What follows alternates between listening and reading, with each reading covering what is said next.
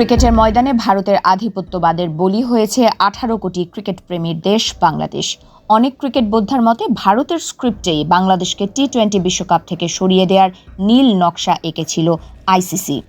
নিরাপত্তার শঙ্কায় বাংলাদেশ ভারতের মাটিতে খেলতে না চাওয়ায় সেই নীল নকশা বাস্তবায়ন আরও সহজ হয়েছে বলে মনে করছেন তারা।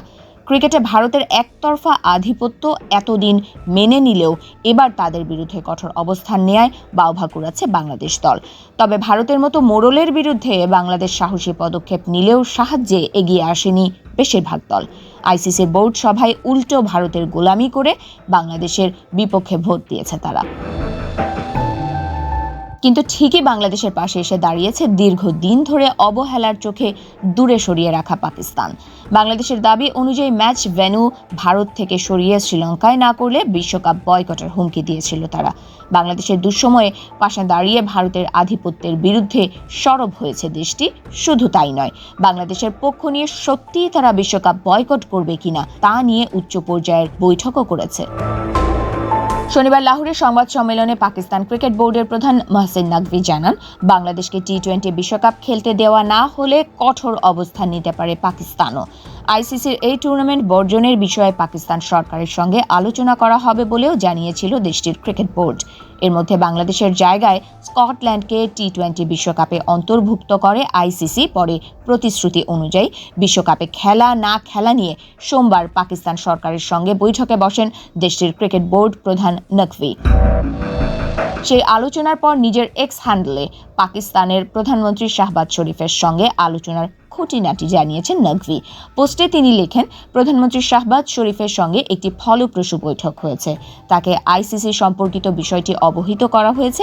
তিনি নির্দেশ দিয়েছেন যেন আমরা সমস্ত বিকল্প খোলা রেখেই এটি সমাধান করি। চূড়ান্ত সিদ্ধান্ত নেওয়া হবে শুক্রবার কিংবা আগামী সোমবার।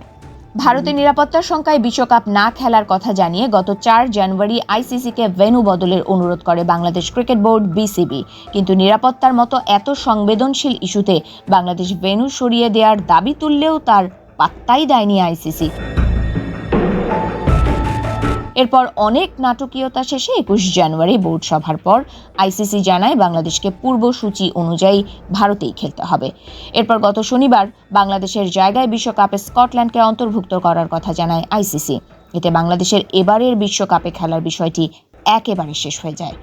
পাকিস্তানের সংবাদ মাধ্যমগুলো বলছে, শাহবাজ শরীফের সঙ্গে বৈঠকে আইসিসির অনিয়ম তুলে ধরেছেন নকভি। তিনি উল্লেখ করেন, 2025 চ্যাম্পিয়ন্স ট্রফিতে ভারত পাকিস্তানে খেলতে অস্বীকৃতি জানিয়েছিল, কিন্তু তখন তাদের জন্য বিকল্প ভেন্যু দেওয়া হয়েছিল। বাংলাদেশের বিষয় নিয়ে তিনি বলেন, নিরাপত্তাজনিত উদ্বেগ থেকে বাংলাদেশ ভারতে যেতে চায়নি, কিন্তু তাদের টুর্নামেন্ট থেকে বাদ দেওয়ার পাশাপাশি বদলি হিসেবে স্কটল্যান্ডকে নেওয়া হয়।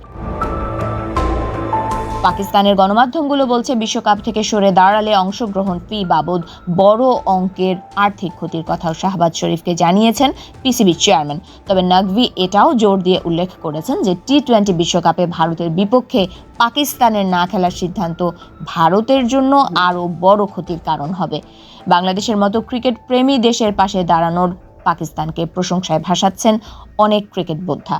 ভারত ও আইসিসির নাটকে মোড়ানো বিশ্বকাপকে পাকিস্তান শেষ পর্যন্ত বয়কট করবে কিনা সেই চূড়ান্ত সিদ্ধান্তের দিকে তাকিয়ে রয়েছেন অনেকে।